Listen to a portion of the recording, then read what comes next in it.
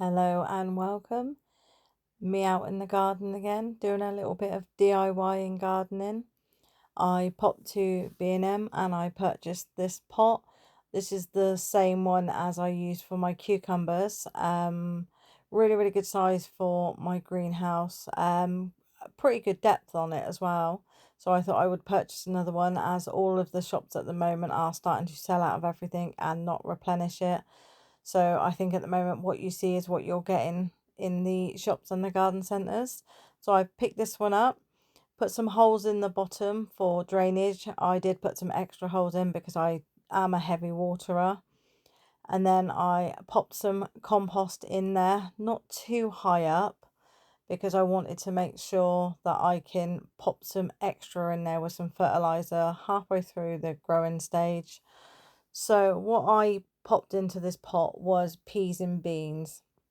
Now I am very aware, and for anyone who hasn't done peas and beans before, they don't transplant very well at all. I had no intentions of popping them into a pot. The idea behind the peas and beans were to succession sow up at the allotment.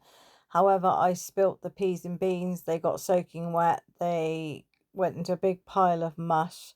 So I had no choice. Either throw them all in the bin or pop them into some compost and see what happens. And this is what happened. They grew. I got a lot more peas than beans, but that's enough really for at home. So I popped some sticks into the compost and then started to work my way around the peas.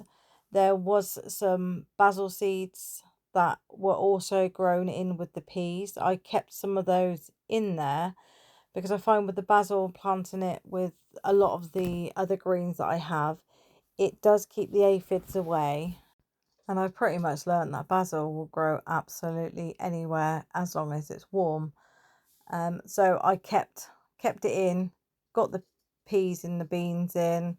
Then I got some string and some cable tie, some garden ones, and I attached it to the sticks with the peas.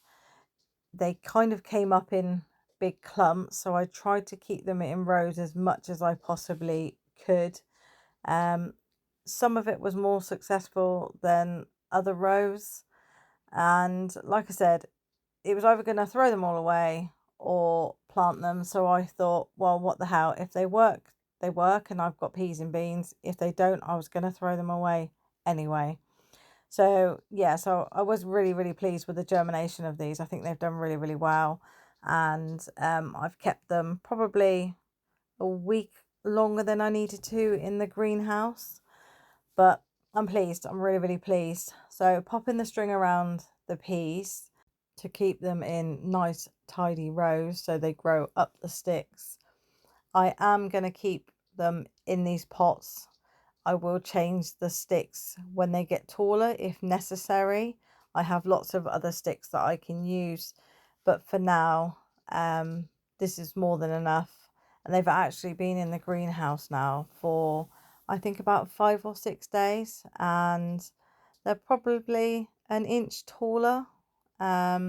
But they have all survived and they are doing well. So guys, if you have an accident with seeds, the best thing I can tell you is just go for it, see what happens, because it's a win either way. Making sure that they were all watered and labelled, popped on there what's in there, how many rows I've got of those. And yeah, happy me, happy plants. You can see the basil that is just interplanted throughout here, not with the peas, only the beans. And yeah, so I was really, really happy with the outcome of this, considering I thought it was an absolute disaster at the time when it all happened and there was just beans and peas absolutely everywhere. The other half of the packet have gone down to the allotment and they are also growing. If you like my videos, please like and subscribe.